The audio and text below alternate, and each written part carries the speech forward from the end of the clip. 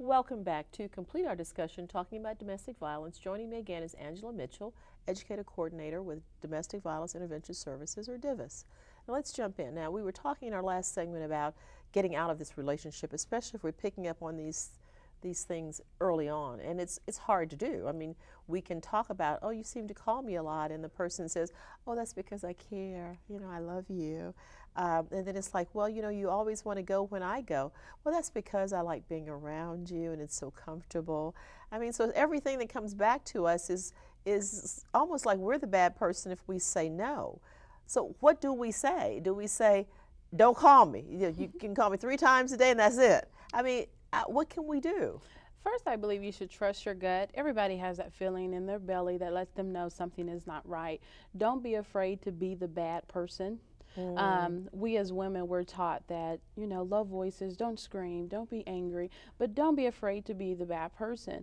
Once you know what boundaries you want to set, and if that person has continually crossed those boundaries, then yes, you might want to end the relationship. When you end the relationship, be clear, be firm. Don't drag it out, meaning I don't break up with you Monday and we're still having the conversation Friday. If I break up with you Monday, I end all conversation with you Monday. Okay.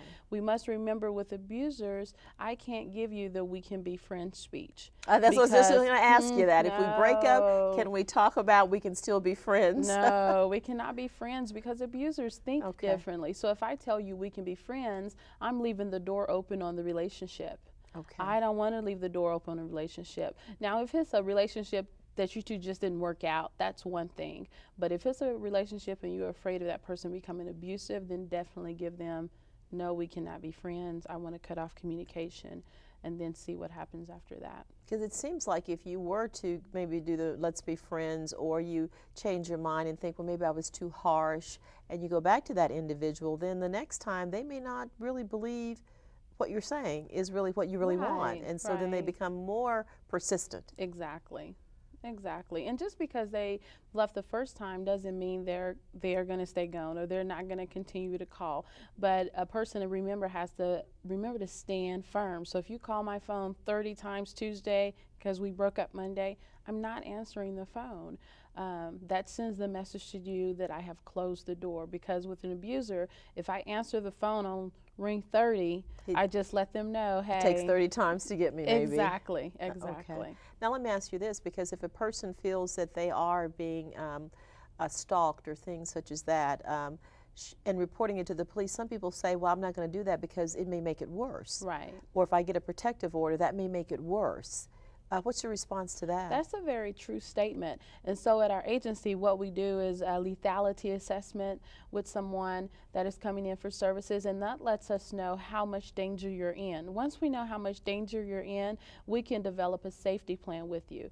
About 5 years ago, everybody was like, if you're in a domestic violence relationship, you have to get out. The problem with that is people were dying when they were leaving. Most homicides occur within the first 12 months after someone has ended the relationship. So I cannot tell you just to get out. I have to tell you to get out safely. So if they don't want to contact the police, that's fine. Go to a domestic violence agency, talk to them, let them know what situation you're in, let them do a lethality assessment with you so we can find out if a protective order will escalate the situation, or maybe the protective order will put an end to the situation. That'll let us know more, and then we can move forward with a safety plan to help you get out safely. Okay, well, let me ask this question too about sort of the cycle of abuse, because sometimes people will say, well, that abuser, he or she, they're sorry, and they're starting to do really nice things now, and they were just tell us about this cycle. Right. The cycle starts with the calm period, everything is fine, and then we say you're going to the warning signs. Most clients will describe this as walking around the house with eggshells. They don't know what is going to set the abuser off. Then one day they'll come home and it's a hit, slap, or punch, or emotional abuse, or it could be even include sexual abuse. After that abuse takes place, the abuser, of course, will begin to apologize. I won't do this anymore. They may even agree to go get help, may even attend a meeting or something like that. We always say that's the exit period, because you want to exit before they start the apologies.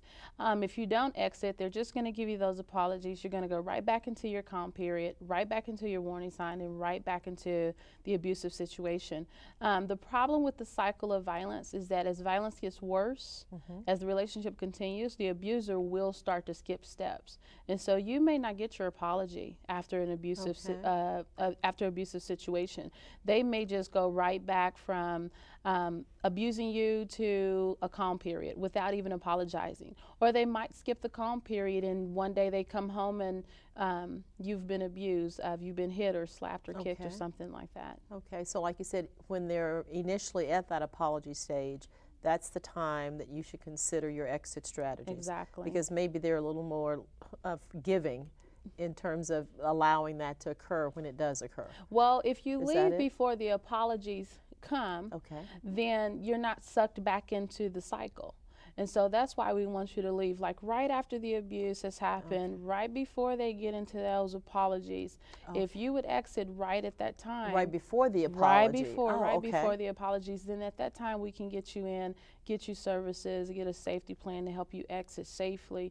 Because if not, they're going to apologize, especially if they know you're going to leave, or they could become more violent once they know you're going to leave. So that could go either way. Now, for men who have been abused, many times when we hear of that, we think something, unfortunately, we think something was wrong with the man. He wasn't a real man, whatever that means. However, the woman doesn't necessarily have to be physically more capable than he is to be abused, correct? Exactly. Because sometimes they'll think that, well, he was a small guy and she was a really big woman. But those are all stereotypes. Definitely stereotypes. I know a lot of people think men can't be abused because they're stronger than women. Well, women know that too, and so women that are abusive will use words. Words can cut any person down. I don't care what size you are. So they will be very verbally and emotionally abusive. Also, women that are abusive will tend to use weapons as opposed to their hands because they're trying to compensate for that strength that they lack and the man has. And so definitely we will see women be abusive, and it has nothing to do with the man not being who he needs to be. Okay, and the same services and resources he should take advantage of as well. Exactly, with no problem. Okay, thank you so much, Angela. No problem, thank you. Well, that's our show. For Health Alert, I'm Pam Butler. I'd love to hear your comments, suggestions, or questions about future shows. Please write me at Health Alert USA, P.O. Box 50913, Tulsa, Oklahoma 74150. Or if you're on the email trail, please email me at healthalertusa@gmail.com. And please also visit me on YouTube at youtube.com/Health Alert USA. Take care, and remember, look for the signs. Do away with the rose-colored glasses and get the help that you need and deserve. And take care of others, too. Take care.